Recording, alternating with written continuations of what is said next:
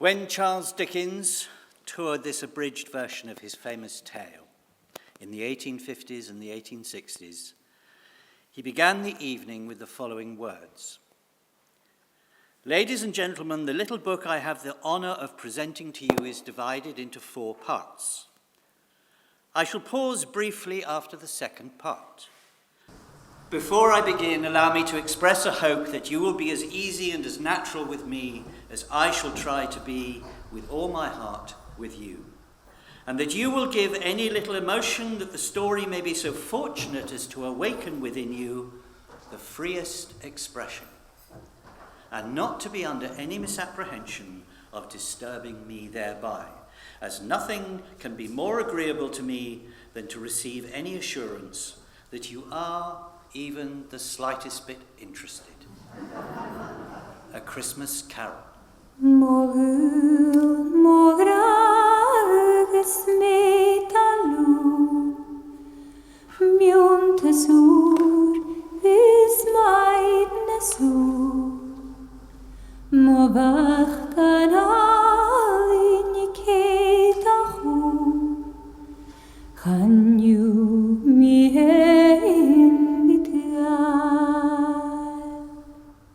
Marley was dead, to begin with. There is no doubt whatever about that. The register of his burial was signed by the clergyman, the clerk, the undertaker, and the chief mourner. Scrooge signed it. And Scrooge's name was good upon anything that he put his hand to. Old Marley was as dead as a doornail. Scrooge knew he was dead? Well, of course he did. How could it be otherwise? Scrooge and he were partners for I don't know how many years. Scrooge was his sole executor, his sole administrator, his sole assign, his sole friend, and his sole mourner. Scrooge never painted out old Marley's name, however. There it stood years afterwards above the warehouse door, Scrooge and Marley. The firm was known as Scrooge and Marley. Sometimes people new to the business called Scrooge Scrooge, and sometimes Marley. He answered to both names. It was all the same to him. Oh, but he was a tight-fisted, hand at the grindstone was Scrooge. A squeezing, wrenching, grasping, scraping, clutching, covetous old sinner. External heat and cold had little influence on him. No warmth could warm, no cold could chill him. No wind that blew was bitterer than he, and no falling snow was more intent upon its purpose, and no pelting rain less open to entreaty. Nobody ever stopped him in the street to say with gladsome looks, "My dear Scrooge, how are you? When are you coming to see me?" No beggars implored him to bestow a trifle. No children asked him what it was o'clock. No man or woman ever once in all his life inquired the way to such and such a place of Scrooge. Even the blind men's dogs appeared to know him, and when they saw him coming on, would tug their owners into doorways and up into courts, and then would wag their tails as though they said, "No eye at all is better than an evil eye, dark master." But what did Scrooge care? It was the very thing he liked, to edge his way along the crowded paths of life, warning all human sympathy to keep its distance. Now, once upon a time, in all the good days in the year, upon a Christmas Eve, old Scrooge sat busy in his counting house. It was cold, bleak, biting, foggy weather, and the city clocks had only just gone 3, but it was quite dark already. The door of Scrooge's counting house was open that he might keep his eye upon his clerk, who in a dismal little cell beyond, a sort of tank, was copying letters. Scrooge had a very small fire, but the clerk's fire was so very much smaller, and it looked like he only had 1 coal. But he couldn't replenish it, for Scrooge kept the coal box in his own room. Wherefore the clerk put on his white comforter and tried to warm himself at the candle, but not being a man of much imagination, he failed. "A Merry Christmas, Uncle, God bless you," cried a cheerful voice. It was the voice of Scrooge's nephew, who came upon him so quickly that this was the first intimation Scrooge had of his approach. "Bah!" said Scrooge. "Humbug!" "Christmas? Humbug, Uncle? You don't mean that." "I do. Out upon Merry Christmas. What's Christmas time to you but a time for paying bills without money? A time for finding yourself a year older and not an hour richer. If I had my will, every idiot who goes about with Merry Christmas on his lips should be boiled in his own pudding and buried with a stake of holly through his heart. He should. Uncle, nephew, keep Christmas in your own way and let me keep it in mine." "Keep it? But you don't keep it." "Well, then let me leave it alone then. Much good may it do you. Much good has it ever done you." "Uncle, there are many things from which I might have derived good by which I have not profited, I dare say, Christmas among the most. But I am sure I have always thought of Christmas time, when it has come round, apart from the veneration due to its sacred origin, if anything belonging to it can be apart from that, as a good time. A kind, forgiving, charitable, pleasant time, the only time I know of in the long calendar of the year, when men and women seem by one consent to open their shut-up hearts freely and to think of people below them as if they really were fellow travellers to the grave and not another race of creatures bound on other journeys. And therefore, Uncle, though it has never put a scrap of gold or silver in my pocket, I believe that it has done me good, and it will do me good, and I say God bless it." Well, the clerk in the tank involuntarily applauded. "Let me hear another sound from you," said Scrooge, "and you'll keep your Christmas by losing your situation." "You are quite a powerful speaker, sir," Scrooge added, turning to his nephew. "I wonder you don't go into Parliament." "Ha! Parliament! There are non-entities quite enough in that place, Uncle, without my adding to their number. Come, dine with us tomorrow." Scrooge said that he would see him. Yes, indeed he did. He went the whole length of the expression and said that he would see him in Hades first. "But why?" cried Scrooge's nephew. "Why?" "Well, why did you get married?" "Because I fell in love." "Because you fell in love," growled Scrooge, as if it were the only thing in the world more ridiculous than a Merry Christmas. "Good afternoon." "I want nothing from you," said his nephew. "I ask nothing of you.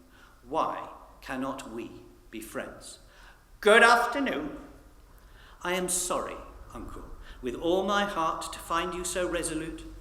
We have never had any quarrel to which I have been a party, but I have made the trial in homage to Christmas, and I'll keep my Christmas humour to the last. So, a Merry Christmas, Uncle."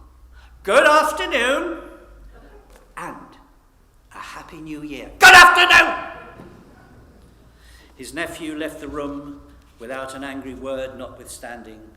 The clerk, in letting Scrooge's nephew out, had let two other people in. They were portly gentlemen, pleasant to behold, and now stood with their hats off in Scrooge's office. They had books and papers in their hands, and they bowed to him. "Scrooge and Marley, I believe," said one of the gentlemen, referring to his list. Have I the pleasure of addressing Mr. Scrooge or Mr. Marley?" "Mr. Marley has been dead these 7 years. He died 7 years ago this very night." "Oh, well, at this festive season of the year, Mr. Scrooge," said the gentleman, taking up a pen, "it is more than usually desirable that we should make some slight provision for the poor and the destitute who suffer greatly at this time. Many thousands are in want of common necessaries, and hundreds of thousands are in want of common comforts, sir." "Are there no prisons?" Well, there are plenty of prisons, but under the impression that they scarcely furnish Christian cheer of mind or body to the unoffending multitude, a few of us are endeavouring to raise a fund to buy the poor some meat and some drink and some means of warmth. So, what shall I put you down for? Nothing! Oh, you wish to be anonymous. No, I wish to be left alone. Since you ask me what I wish, gentlemen, that is my answer. I don't make merry myself at Christmas. I can't afford to make idle people merry. I help to support the prisons and the workhouses. They cost enough. And those who are badly off must go there. Many can't go there. Many would rather die. Well, if they would rather die, they had better do it and decrease the surplus population. At length, the hour of shutting up the counting house arrived. You will want all day off tomorrow, I suppose, said Scrooge. If quite convenient, sir, yes, said the clerk. It's not convenient and it's not fair. If I was to stop you half a crown for it, you would think yourself mightily ill-used, I'll be bound. Oh, yes, sir. And yet you don't think me ill-used when I pay you a day's wages for no work. Well, it's only once a year, sir. A poor excuse for picking a man's pocket every 25th of December. But I suppose you must have the whole day. But be here all the earlier the next morning. The clerk promised that he would, and Scrooge walked out with a growl. The office was closed in a twinkling, and the clerk, with the long ends of his white comforter dangling below his waist, for he boasted no greatcoat, went down a slide at the end of a lane of boys 20 times in honour of its being Christmas Eve, and then he ran home as hard as he could to play at blind man's buff. Scrooge took his melancholy dinner in his usual melancholy tavern, and having read all the newspapers and beguiled the rest of the evening with his banker's book, went home to bed. He lived in chambers which had once belonged to his deceased partner. The building was old enough now and dreary enough, for nobody lived in it but Scrooge, and the other rooms being all let out as offices. Now, it is a fact that there was nothing at all particular about the knocker on the door of his house, except that it was very large.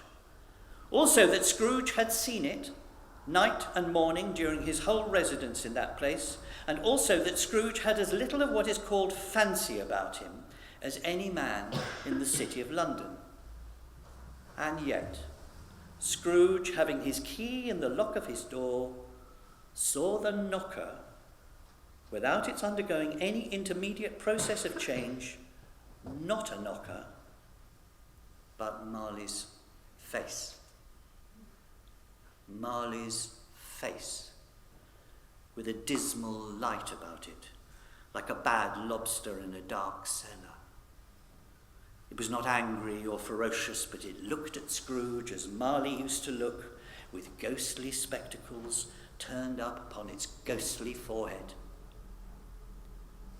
As Scrooge looked fixedly at the phenomenon, it was a knocker again. He said, "Pooh! Pooh!" and closed the door with a bang. The sound resounded through the house like thunder. Scrooge fastened the door and walked across the hall and up the stairs, slowly too, trimming his candle as he went. Up Scrooge went, not caring a button for its being very dark. Darkness is cheap, and Scrooge liked that. But before he shut his heavy door, he walked through his rooms to see that all was right. He had just enough recollection of the face on the knocker to do that. Sitting room, bedroom, lumber room, all as they should be. Nobody under the table. Nobody under the sofa.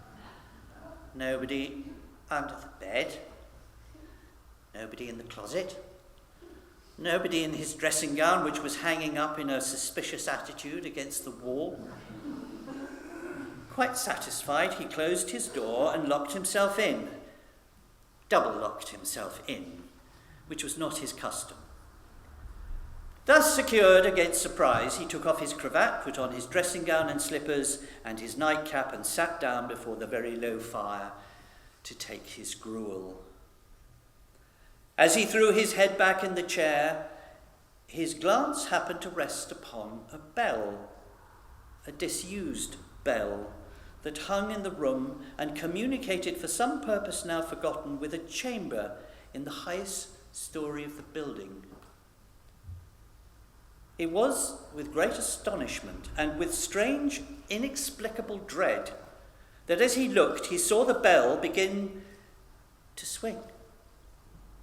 And soon it rang out loudly, so loudly that every other bell in the house rang out too. This was succeeded by a clanking noise deep down below, as if some person were dragging a heavy chain over the casks in the wine merchant's cellar. And then he heard the noise much louder on the floors below, and then coming up the stairs, and then coming straight towards the door. It came through the heavy door, and a spectre passed into the room before his eyes, and upon its coming in, the dying flame leaped up, as though it had cried, "I know him. It's Marley's ghost." The same face, the very same.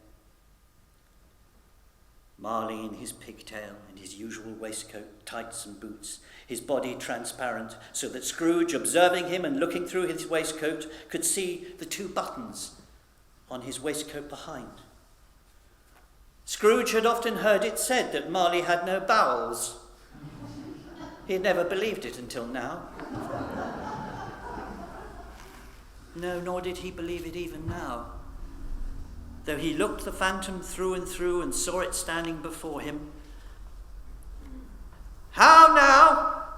said Scrooge, caustic and cold as ever. What do you want with me?" "Much." Marley's voice, no doubt about it. Who are you?" "Ask me who I was." "Well, who were you then?" "In life, I was your partner, Jacob Marley." "Well, can you sit down?" "I can." "Well, do it then." Scrooge asked the question because he didn't know whether a ghost so transparent might find himself in a condition to take a chair, and felt that in the event of its being impossible, it might involve the necessity of an embarrassing explanation. But the ghost sat down on the opposite side of the fireplace, as if he were quite used to it. "You don't believe in me?" "Oh, I don't." "What evidence would you have of my reality beyond that of your senses?" "Well, I don't know." "Why do you doubt your senses?" "Well, because a little thing affects them. I mean, it's like disorder of the stomach makes them cheat. You may be an undigested bit of beef, or a blot of mustard, or a crumb of cheese, or a fragment of underdone potato. There's more of gravy about you than of grave, whatever you are." Scrooge was not much in the habit of cracking jokes, nor did he feel in his heart by any means waggish. The truth is that he tried to be smart as a means of distracting his own attention and keeping down his horror. But how much greater was his horror when the phantom, taking off the bandage round his head as if it were too warm to wear indoors, its lower jaw dropped upon its breast. "Mercy! Oh, dreadful apparition! Why do you trouble me? Why do spirits walk the earth, and why do they come to me?" "It is required of every man that the spirit within him should walk abroad amongst his fellow men, and travel far and wide. And if that spirit goes not forth in life, it is condemned to do so after death. I cannot tell you all I would. A very little more is permitted to me. I cannot rest, I cannot stay, I cannot linger anywhere. My spirit never walked beyond our counting house, mark me.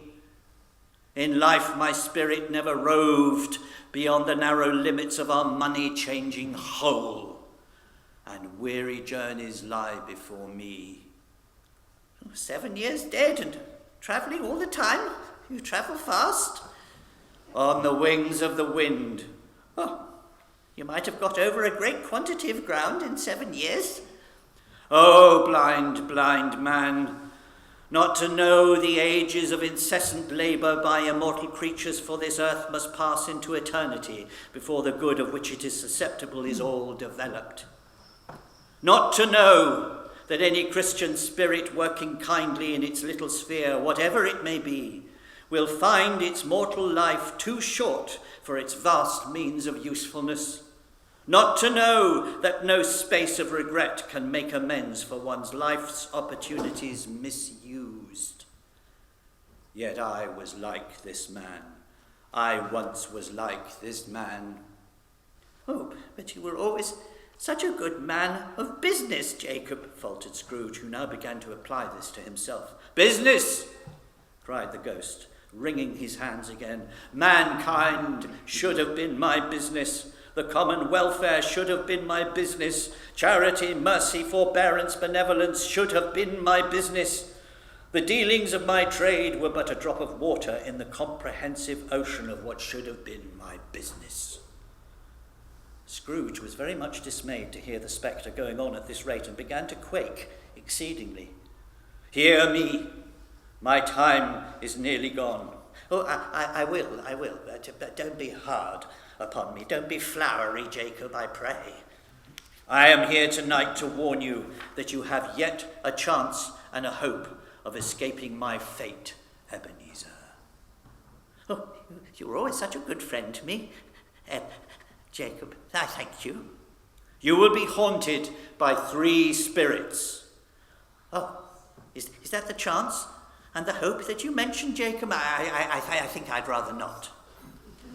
Without their visits, you cannot hope to shun the path I tread. Expect the first tomorrow night, when the bell tolls 1.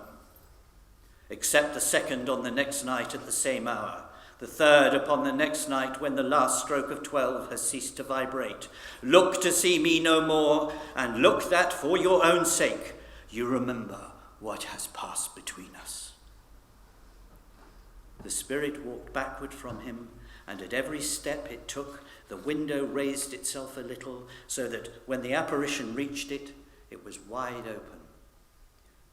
Scrooge closed the window and examined the door by which the ghost had entered.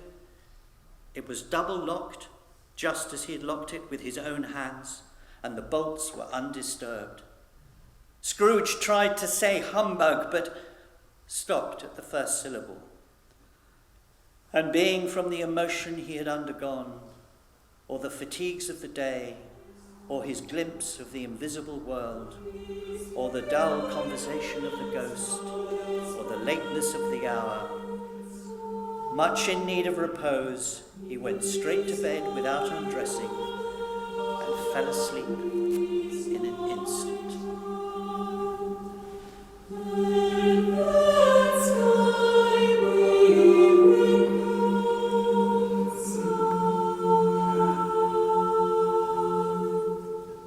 When Scrooge awoke, it was dark, so dark that looking out of bed he could scarcely distinguish the transparent window from the opaque walls of his chamber, until suddenly the church clock tolled a deep, dull, hollow, melancholy 1.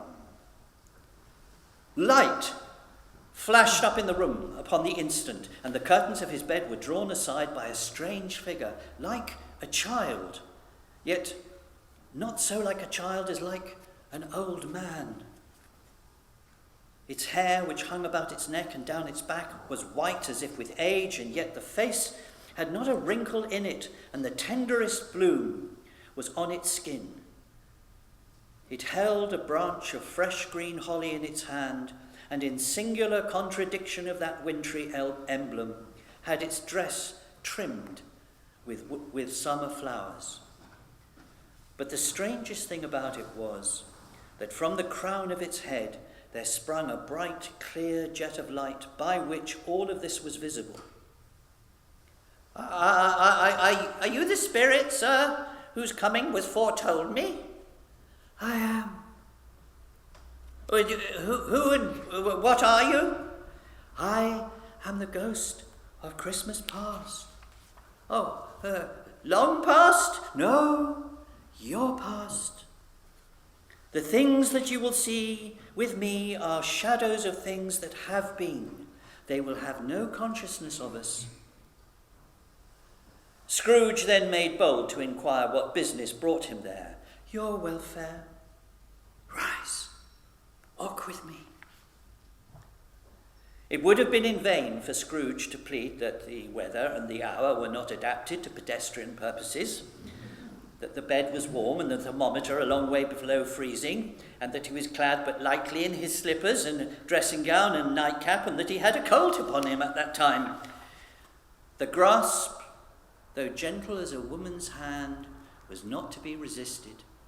He rose, but finding that the spirit made towards the window, clasped its robe in supplication. I'm mortal, I'm liable to fall. Bear but a touch of my hand there, said the spirit, laying it upon his heart, and you shall be upheld in more than this. As the words were spoken, they passed through the wall and stood in the busy thoroughfares of a city. It was made plain enough by the dressing of the shops that here too it was Christmas time. The ghost stopped at a certain warehouse door and asked Scrooge if he knew it. Oh, know it? I was apprenticed here. They went in. At sight of an old gentleman in a Welsh wig sitting behind such a high desk that if he'd been 2 inches taller, he must have knocked his head against the ceiling, Scrooge cried in great excitement, Why, it's old Fezziwig! Bless his heart, it's Fezziwig alive again! Old Fezziwig laid down his pen, looked up at the clock which pointed at the hour of 7. He rubbed his hands, adjusted his capacious waistcoat, laughed all over himself from his shoes to his organ of benevolence, and called out in a comfortable, oily, rich, fat, jovial voice, Yo-ho there! Ebenezer! Dick! A living and moving picture of Scrooge's former self, a young man, came briskly in, accompanied by his fellow apprentice. Oh, there's Dick Wilkins, to be sure, said Scrooge to the ghost. My old fellow apprentice, bless me, yes. Oh, there he is. He was very much attached to me, was Dick. Oh, poor Dick, dear Dick. Yo-ho, my boys, said Fezziwig. No more work tonight. Christmas Eve, Dick. Christmas, Ebenezer. Let's have the shutters up before a man can say Jack Robinson. Clear away, my lads, and let's have lots of room here. Clear away? There was nothing they wouldn't have cleared away or couldn't have cleared away with old Fezziwig looking on. It was done in a minute. And in came a fiddler with a music book and went up to the lofty desk and made an orchestra of it and tuned like 50 stomachaches. And in came Mrs. Fezziwig, one vast, substantial smile. And in came the 3 Miss Fezziwigs, beaming and lovable, and in came 6 young followers whose hearts they broke. And in came all the young men and women employed in the business, and in came the housemaid with her cousin the baker, and in came the cook with her brother's particular friend, the milkman. Away they all went, 20 couples at once, hand half round and back again, the other way, down the middle and up again, round and round in various stages of affectionate grouping.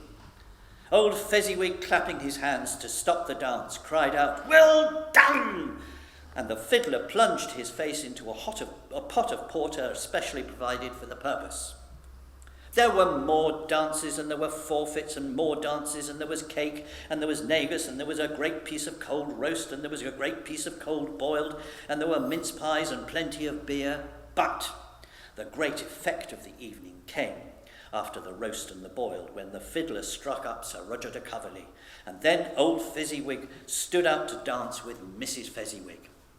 As to her, she was worthy to be his partner in every sense of the term. A positive light appeared to issue from Fezziwig's calves. They shone in every part of the dance. You couldn't have predicted at any given time what would become of them next. And when old Fezziwig and Mrs. Fezziwig had gone all through the dance, advance and retire, turn your partner, bow and curtsy, corkscrew, thread the needle and back again, Fezziwig cut. He cut so deftly that he appeared to wink with his legs. When the clock struck 11, this domestic ball broke up, and Mr. and Mrs. Fezziwig took their stations, one on either side of the door, and shaking hands with every person individually as he or she went out, wished him or her a Merry Christmas.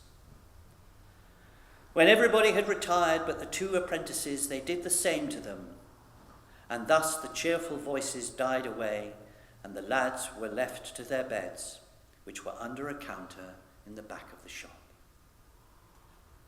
"A small matter," said the ghost, "to make these silly folk so full of gratitude. He has spent but a few pounds of your mortal money, 3 or 4 perhaps. Is that so much that he deserves this praise?" "It isn't that," said Scrooge, heated by the remark and speaking unconsciously like his former, not his latter self. It isn't that, Spirit. He has the power to render us happy or unhappy, to make our service light or burdensome, a pleasure or a toil. Say that his power lies in words and looks, in things so slight and insignificant that it is impossible to add and count them up. What then? The happiness he gives is quite as great as if it cost a fortune. He felt the Spirit's glance and stopped. "What is the matter?" Nothing particular." "Something, I think." No. I should like to be able to say a word or two to my clerk just now, that is all." "My time grows short," observed the Spirit. "Quick!" This was not addressed to Scrooge, or to anyone whom he could see, but it produced an immediate effect, for again he saw himself, but he was older now, a man in the prime of life. He was not alone, but sat by the side of a fair young girl in a black dress, in whose eyes there were tears. "It matters little," the girl said softly to Scrooge's former self. "To you, very little. Another idol has displaced me, and if it can comfort you in time to come, as I would have tried to do, I have no just cause to grieve." What idol has displaced you?" "A golden one. You fear the world too much. I have seen your nobler aspirations fall off one by one until the master passion gain engrosses you, have I not?" What then, even if I have grown so much wiser? What then? I'm not changed towards you. Have I ever sought to release from our engagement?" "In words, no, never." "Well, in what then?" "In a changed nature, in an altered spirit, in another atmosphere of life, another hope as its great end. If you were free today, tomorrow, yesterday, can I believe that you would choose a dowerless girl? Or choosing her, do I not know that your repentance and regret would surely follow? I do, and I release you. I release you with a full heart for the love of him that you once were." "Spirit, remove me from this place!" "I told you, these were shadows of the things that have been," said the ghost. "That they are what they are, do not blame me." "Remove me!" Scrooge exclaimed. "I cannot bear it! Leave me, take me back, haunt me no longer!" As Scrooge struggled with the Spirit, he was conscious of being exhausted and overcome by an irresistible drowsiness, and further, of being in his own bedroom. He had barely time to reel to bed before he sank into a heavy sleep.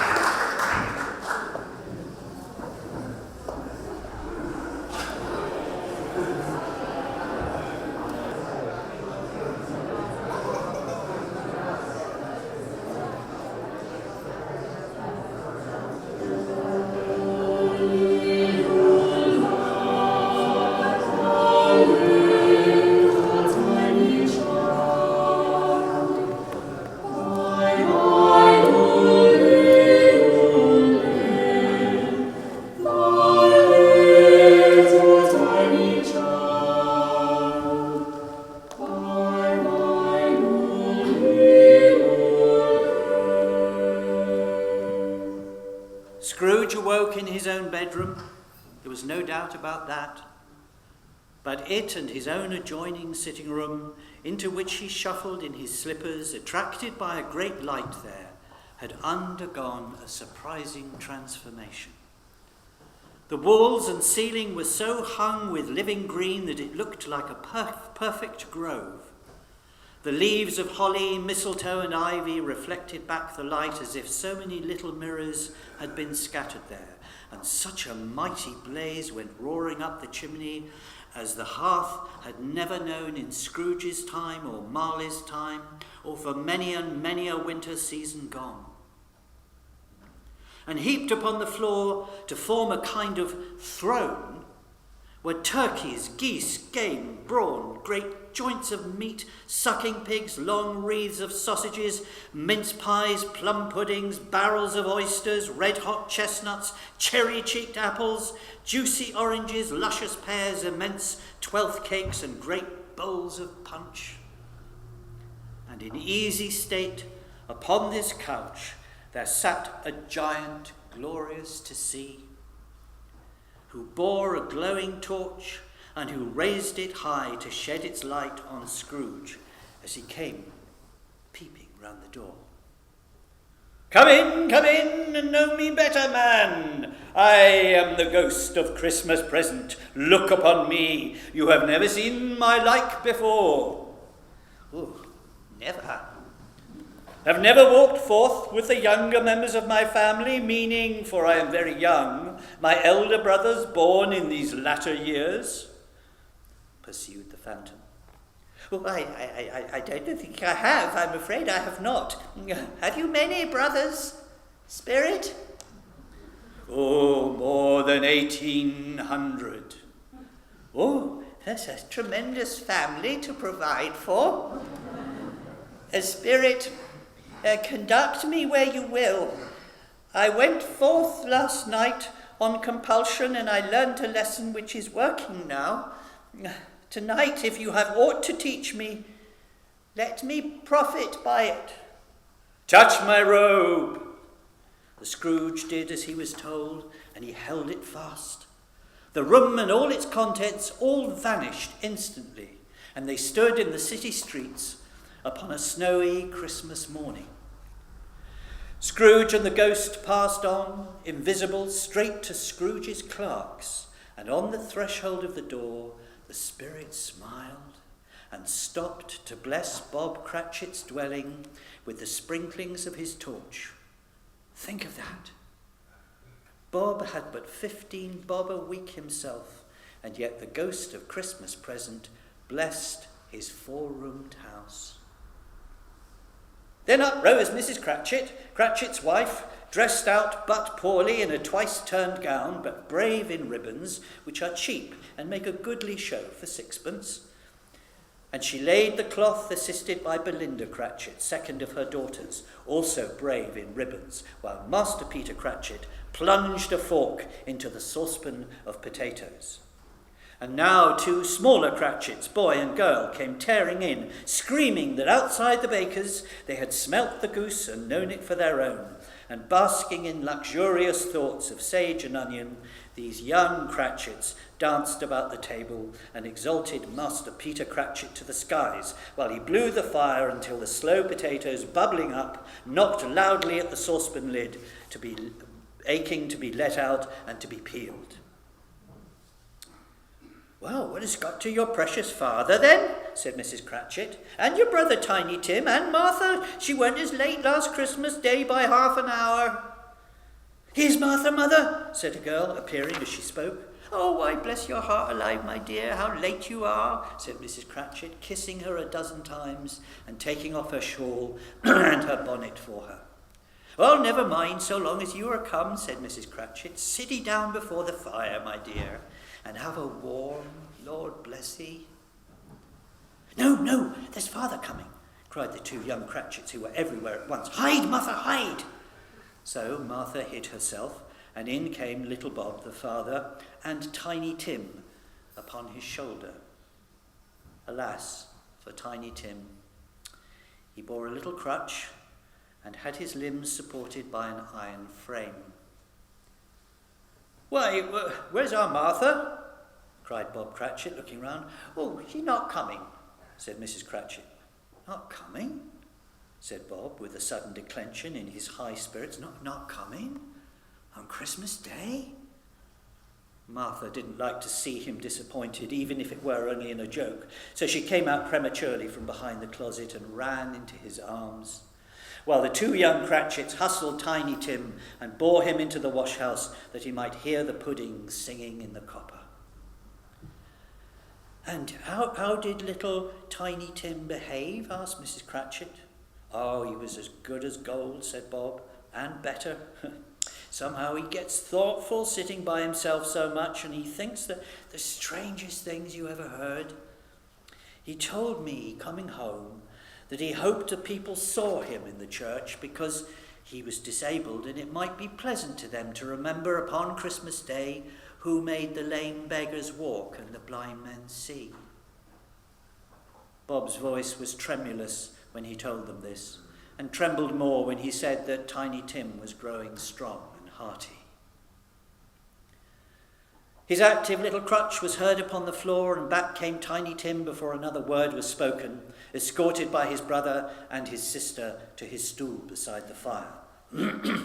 Master Peter and the two young Cratchits went to fetch the goose, with which they soon returned in high procession.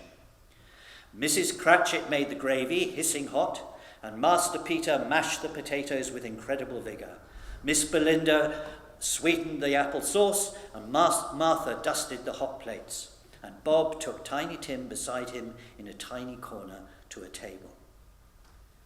At last the dishes were set on and grace was said, and it was succeeded by a breathless pause as Mrs. Cratchit, looking slowly along the carving knife, prepared to plunge it in the breast. But when she did, and when the long-expected gush of stuffing issued forth, one murmur of delight arose all around the board, and even Tiny Tim, excited by the two young Cratchits, beat on the table with the handle of his knife and feebly cried, "Hurrah!" There never was such a goose. Bob said he believed there never was such a goose. Everyone had had enough, and the youngest Cratchits in particular were steeped in sage and onion to the eyebrows, but now, the plates being changed by Miss Belinda, Mrs. Cratchit left the room alone, too nervous to bear witnesses, to take the pudding up and bring it in. She re-entered, flushed but smiling proudly, with the pudding like a speckled cannonball, so hard and firm, blazing in ignited brandy and bedight with Christmas holly stuck to the top. "Oh, a wonderful pudding," Bob Cratchit said, and calmly too, that he regarded it as the greatest success achieved by Mrs. Cratchit since their marriage. At last the dinner was all done.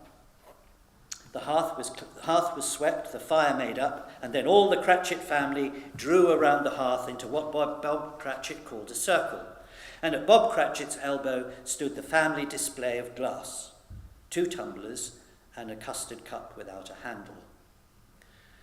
Then Bob proposed, "A Merry Christmas to us all, my dears, God bless us," which all the family re-echoed. "God bless us, every one," said Tiny Tim, the last of all. He sat very close to his father's side upon his little stool. Bob held his withered little hand in his as if he loved the child, and wished to keep him by his side and dreaded that he might be taken from him. Scrooge raised his head speedily on hearing his name. "Mr. Scrooge," said Bob, "I'll give you Mr. Scrooge, the founder of the feast." "Founder of the feast, indeed," cried Mrs. Cratchit, reddening. "I wish I had him here. I'd give him a piece of my mind to feast upon, and I hope he'd have a good appetite for it." "My dear," said Bob, "the children, Christmas Day." "It should be Christmas Day, I assure," said she, "on which one drinks the health of such an odious, stinging, hard, unfeeling man as Mr. Scrooge. You know he is, Robert. Nobody knows it better than you do, poor fellow." "My dear," was Bob's mild answer, "Christmas Day." "Well, I'll drink his health for your sake and the day's," said Mrs. Cratchit, "but not for his." The children drank the toast after her. It was the first of their proceedings which had no heartiness in it, and Tiny Tim drank it last of all. Scrooge was the ogre of the family. The mention of his name cast a dark shadow on the party, which was not dispelled for a full 5 minutes. The chestnuts and the jug went round, and by they had a song about a lost child travelling in the snow from Tiny Tim, who had a plaintive little voice and sang it very well indeed. There was nothing of high mark in this. They were not a handsome family. They were not well dressed. Their shoes were far from being waterproof. Their clothes were scanty. And Peter might have known, and very likely did, the inside of a pawnbroker's. But they were happy. They were grateful. They were pleased with one another and contented with the time. And when they faded and looked happier yet in the bright sprinklings of the Spirit's torch, Scrooge had his eye upon them, and especially on Tiny Tim, until the last. It was a great surprise to Scrooge, as this scene vanished, to hear a hearty laugh. It was a much greater surprise to Scrooge to recognise it as his own nephew's, and to find himself in a bright, dry, gleaming room with the Spirit standing smiling by his side and looking at the same nephew. It is a fair, even-handed, noble adjustment of things that while there is infection in disease and sorrow, there is nothing in the world so irresistibly contagious as laughter and good humour. When Scrooge's nephew laughed, Scrooge's niece by marriage laughed as heartily as he, and their assembled friends, being not a bit behindhand, laughed out lustily. "He said that Christmas was a humbug, as I live," cried Scrooge's nephew, "and he believed it too." "Well, more shame for him, Fred," said Scrooge's niece. She was very pretty, exceedingly pretty, with a dimpled, surprised-looking, capital face. "Oh, he is a comical fellow," said Scrooge's nephew. "That is the truth, and not so pleasant as he might be. However, his offences carry their own punishment, and I have nothing to say against him. Who suffers by his ill whims? Himself, always. Here he takes it into his head to dislike us, and he won't come to dine with us. Well, what's the consequence? You don't lose much of a dinner." "Ha! Indeed, I think he loses a very good dinner," interrupted Scrooge's niece, and everybody else said the same. After tea, they had some music, for they were a very musical family and they knew what they were about. But they didn't devote the whole evening to music. After a while, they played at forfeits.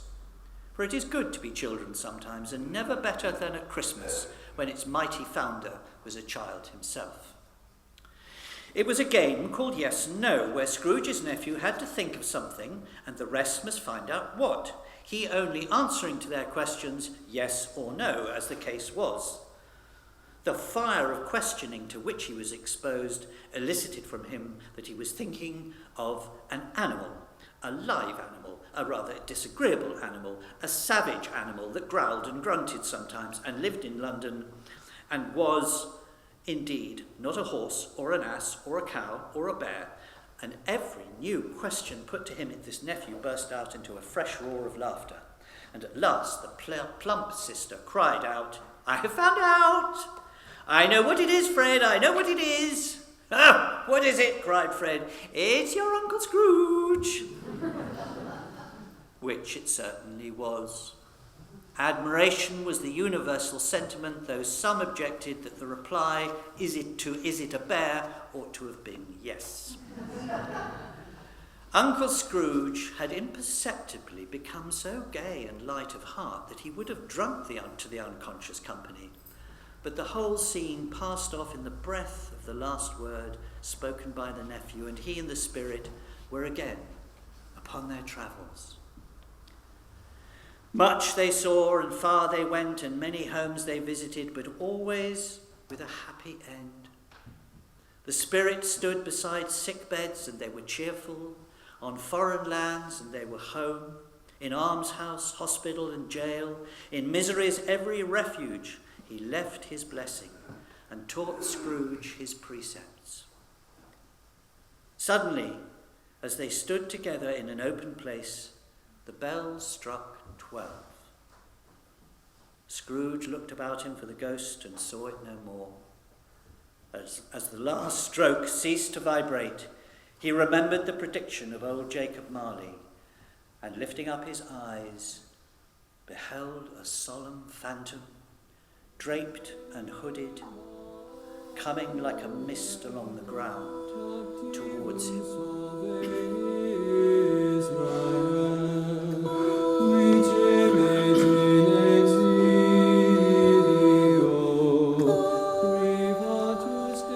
The phantom slowly, gravely, silently approached. When it came near him, Scrooge bent down upon his knee, for in the air through which this spirit moved, it seemed to scatter gloom and mystery. It was shrouded in a deep black garment which concealed its head, its face, its form, and left nothing of it visible save one outstretched hand. He knew no more, for the spirit neither spoke nor moved. I am in the presence of the ghost of Christmas yet to come. Ghost of the future, I fear you more than any spectre I have seen. But as I know your purpose is to do me good, and as I hope to live to be another man from what I was, I am prepared to bear you company, and I do it with a thankful heart. Will you not speak to me? It gave him no reply. The hand was pointed straight before them. Lead on, the night is waning fast, and it is precious time to me, I know. Lead on, spirit. They scarcely seemed to enter the city, for the city rather seemed to spring up about them, but there they were in the heart of it, and amongst the merchants. The spirit stopped beside one little knot of businessmen, observing that the hand was pointed to them, and Scrooge advanced to listen to their talk. No, said a great fat man with a monstrous chin. I don't know much about it either way. I only know that he's dead. When did he die? Inquired another. Well, last night, I believe. Well, what was the matter with him? I thought he'd never die. Oh, God knows, said the first with a yawn. Well, what's he done with his money? Asked a red-faced gentleman. Well, I haven't heard, said the man with the large chin. Company, perhaps. He hasn't left it to me, that's all I know. Scrooge was at first inclined to be surprised that the spirit should attach importance to a conversation apparently so trivial.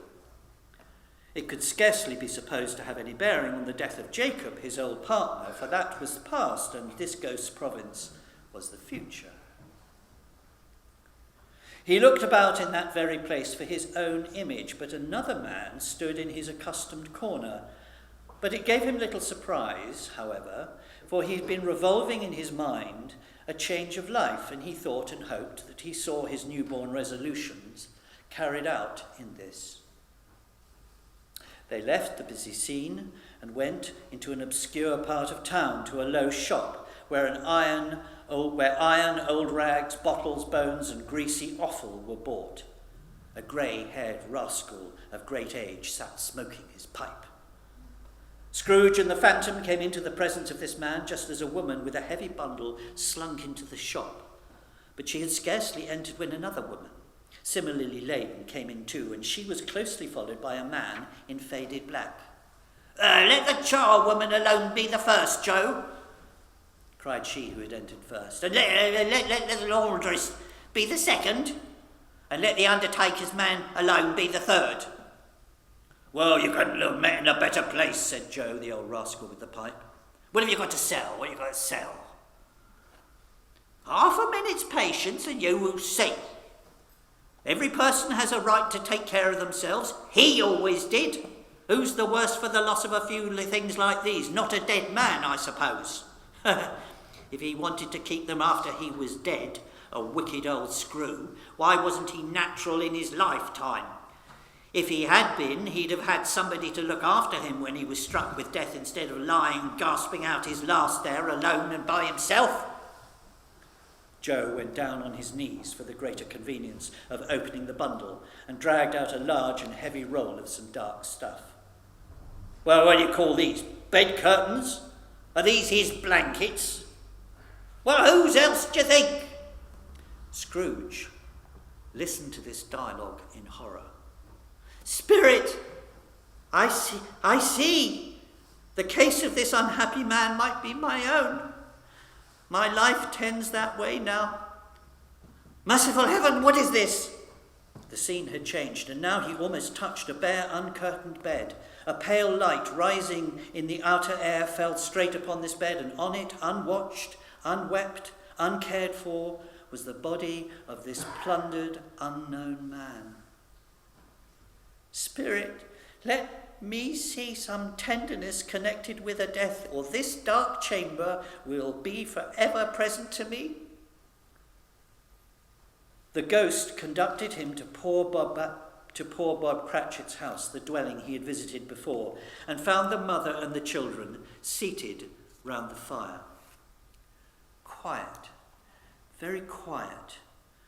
The noisy little Cratchits were still as statues in one corner and sat looking up at Peter, who had a book before him. The mother and her daughters were engaged in needlework, but surely they were very quiet. And he took a child and set him in the midst of them, read Peter. Where had Scrooge heard those words? He had not dreamt them. The boy must have read them out as he and the spirit crossed the threshold. Why did he not go on? The mother laid her work upon the table and put her hand up to her face. The colour of black, it hurts my eyes, she said. Colour of black. Ah, poor Tiny Tim. They're better now again. It makes them weak by candlelight. I wouldn't show weak eyes to your father when he comes home for the world. It must be near his time. Oh, and there is your father at the door, said Mrs. Cratchit. She hurried out to meet him. And Bob, in his comforter, he had need of it, poor fellow, came in.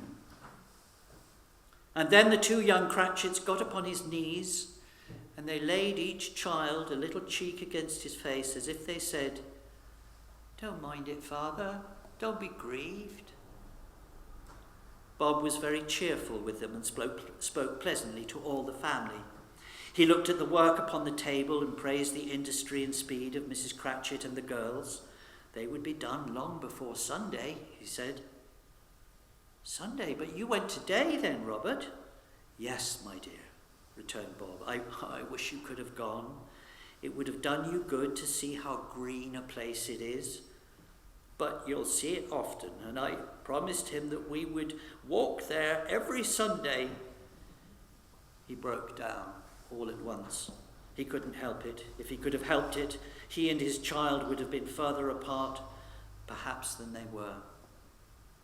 "Spectre," said Scrooge, "something informs me that our parting moment is at hand, but tell me what man that was with the covered face whom we saw lying dead." The ghost of Christmas yet to come conveyed him to a dismal, wretched, ruinous churchyard. The spirit stood among the graves and pointed to one.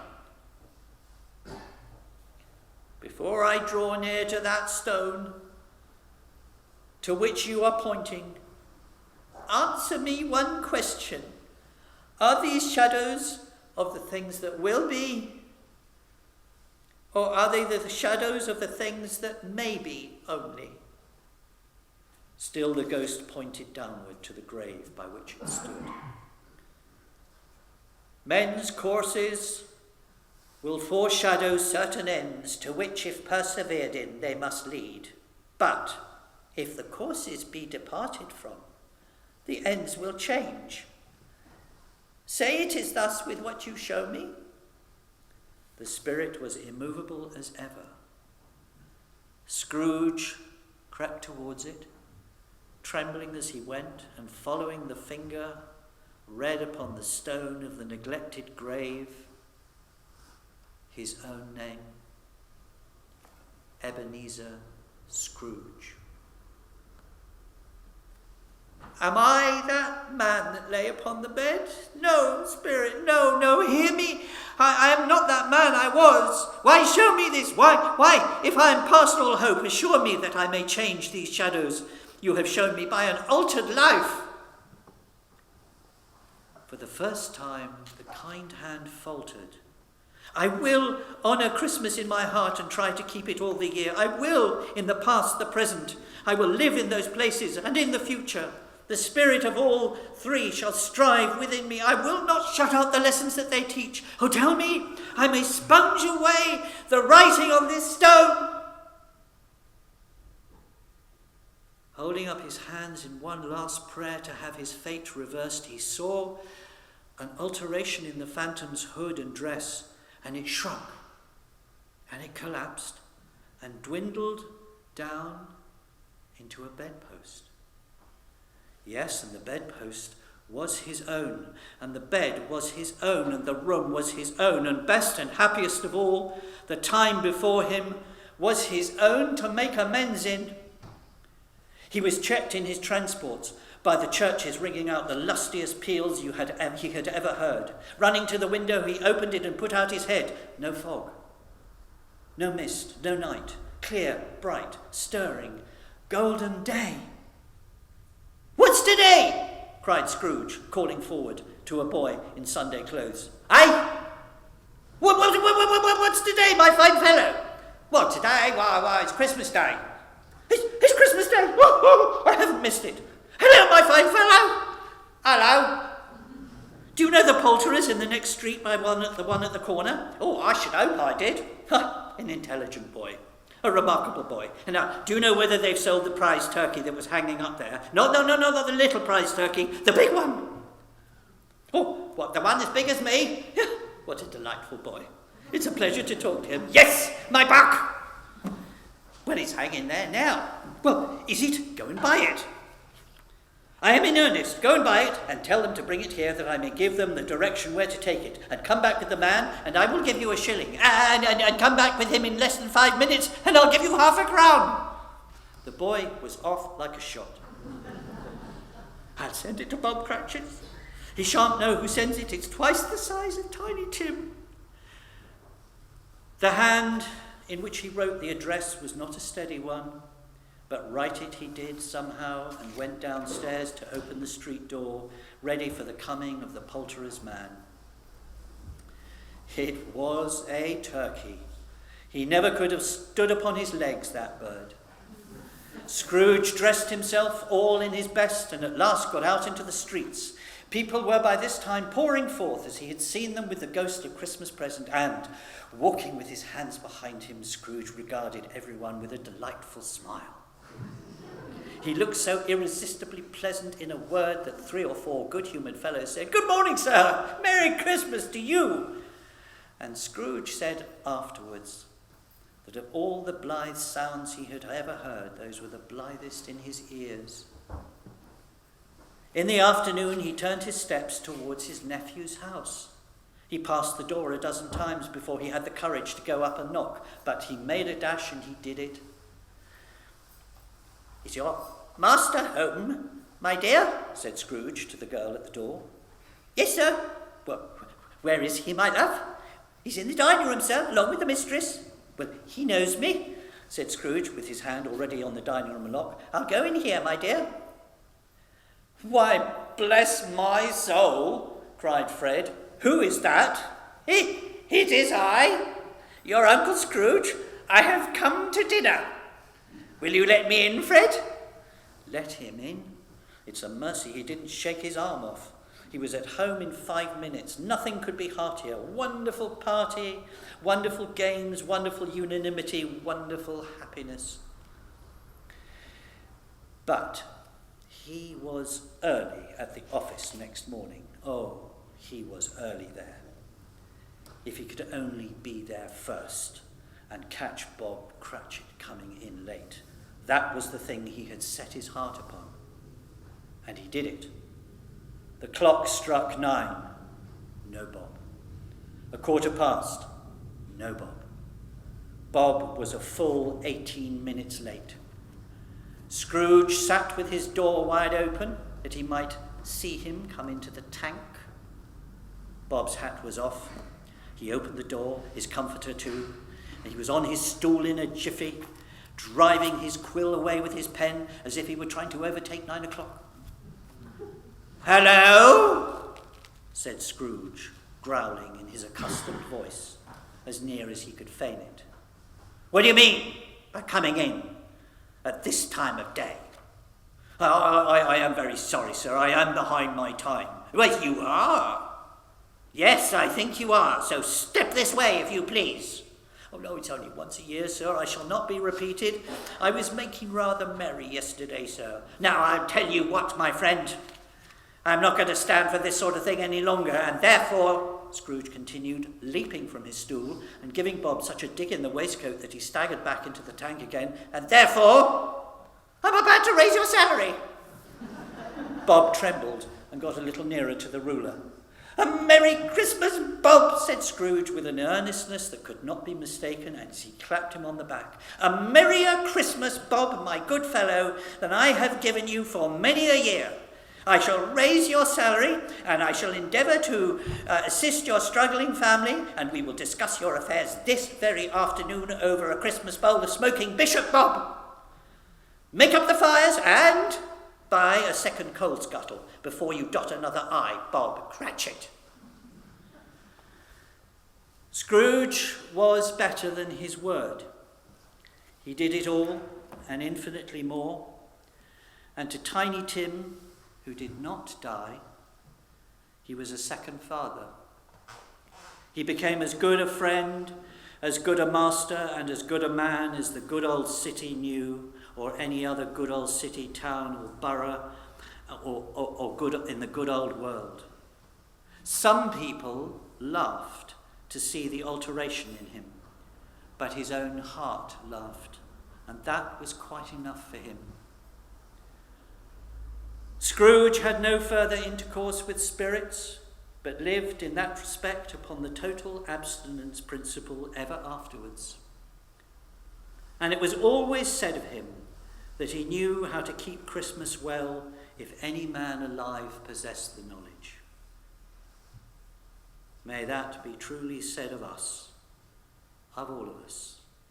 And so, as Tiny Tim observed, God bless us every one. Amen.